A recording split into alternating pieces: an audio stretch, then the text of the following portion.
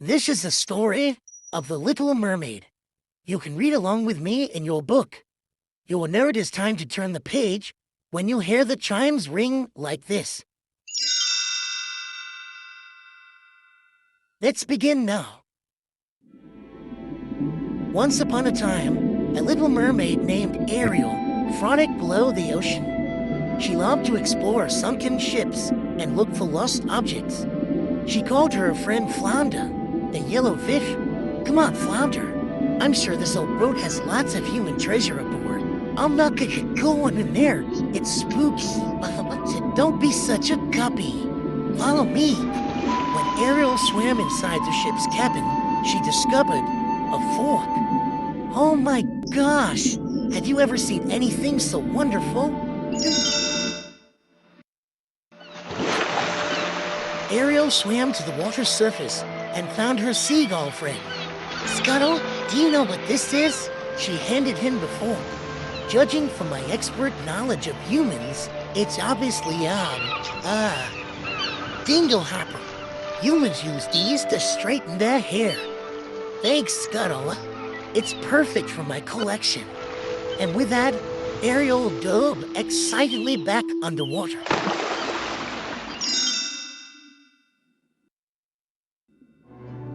Soon Ariel arrived in an undersea grotto where she kept her treasures from the human world. She hid her collection there because her father, King Triton, forbade mer people from having any contact with humans. That night, Ariel saw a strange light shimmering over the ocean. She and Flounder swam up to investigate.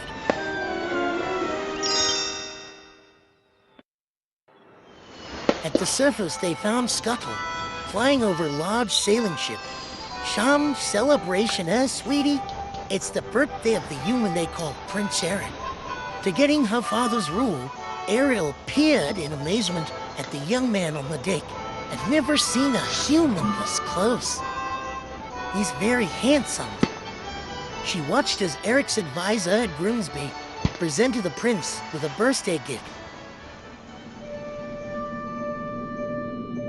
Meanwhile, far beneath the ocean, the wicked sea witch Ursula used her magic to spy on Ariel. Ursula was bitter because King Triton had banished her from his kingdom for her evil-doing. My, the daughter of the great Sea King Triton, in love with a human, this headstrong, lovesick girl, made me the key to my revenge on Triton.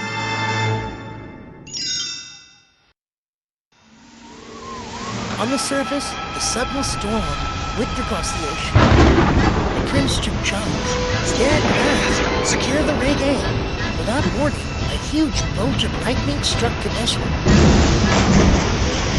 Ariel watched in horror. Eric's been knocked into the water.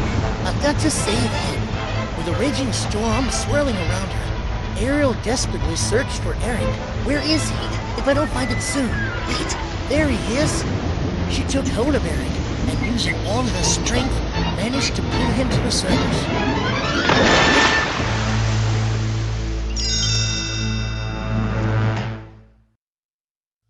As the storm calmed down, Ariel dragged the unconscious prince to shore. He's still breathing. He must be alive. Just then, the crab named Sebastian scuttled across the sand. He was a Sea King's music director and advisor. Ariel, get away from that human. Your father forbids contact with him, remember? But Sebastian, why can't I be part of his world? And she sang about longing to be with Prince Eric forever. Back in the king's palace, Triton noticed Ariel floating about as if in a dream. Suspicious of his daughter's behavior, Triton summoned Sebastian. The crab told him the truth about the shipwreck and the prince. Ariel is in love with a human. King Triton went straight to Ariel's grotto. How many times have I told you to stay away from those fish-eating barbarians? Humans are dangerous. But Daddy, I love Eric.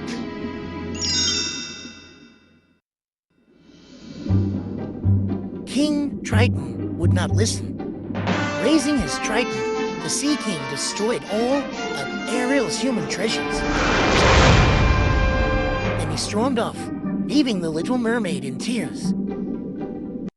As she wept, two eels slithered up to Ariel and startled her. Don't be scared. We represent someone who can help you. They told her they had been sent by Ursula, who could use her powers to solve Ariel's troubles. Ariel was so upset that she followed the eels to Ursula's den. The Sea Witch offered Ariel a deal. I'll grant you 3 days as a human to win your prince. Before sunset on the 3rd day, you must get him to kiss you. If you do, he's yours forever. But if you don't, you'll be mine. Ariel took a deep breath and nodded.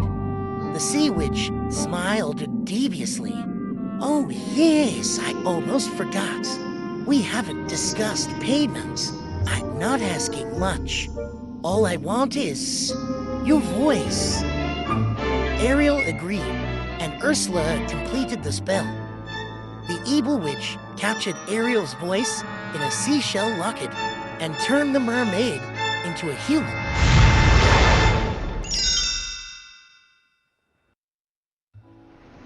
With the help of Sebastian and Flounder, Ariel used her new legs to swim awkwardly to shore. She wrapped herself in an old sail. Then she saw Prince Eric walking toward her with his dog, Max. Down, Max, down. I'm awfully sorry, miss. Ariel opened her mouth to answer, forgetting that her voice was gone. Eric helped her to her feet. Well, the least I can do is make amends for my dog's bad manners. Come on, I'll take you to the palace and get you cleaned up.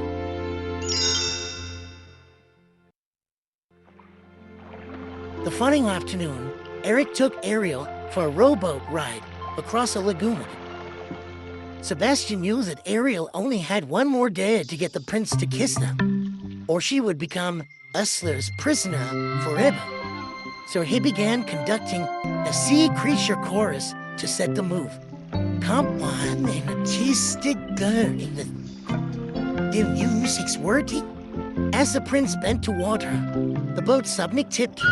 Both Ariel and Eric fell into the water.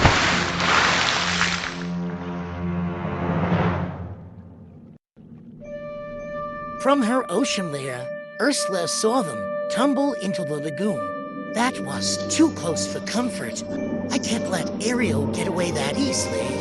She began concocting a magic potion that would transform her into a human. Soon, Triton's daughter will be mine.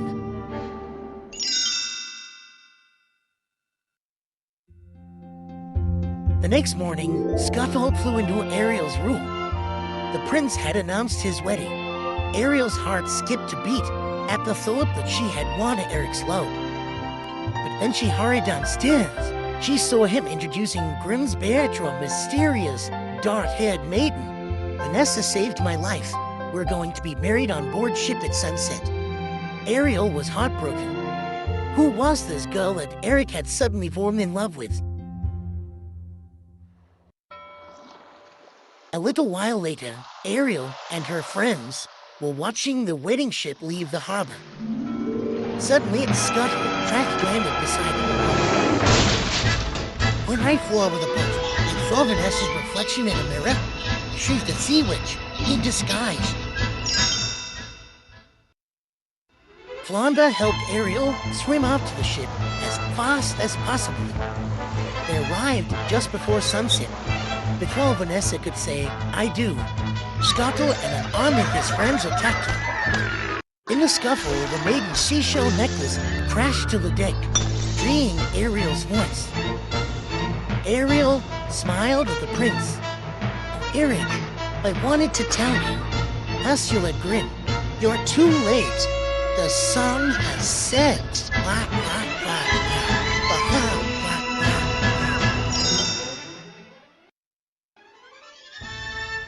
As Ariel felt her body changing back into a mermaid, Ursula pulled her into the water. King Triton confronted the sea witch and made a deal with her to take his daughter's place as Ursula's slave. Instantly, he lost his powers and turned into a helpless sea creature. Ursula became queen of the ocean. Just then, Prince Eric threw a harpoon at the sea witch to try to stop her, but it simply grazed her arm. Ursula snatched up the king's powerful trident. "You little fool!" All of a sudden, Ursula turned into an enormous monster and stirred the waters into a deadly whirlpool. Several old sunken ships rose to the surface. The prince struggled aboard one of them and plunged these sharp prows through the sea witch, destroying her. The mighty roar sent Eric flying into the ocean. He managed to swim to shore before collapsing in exhaustion. King Triton was transformed back into a merman and regained his powers.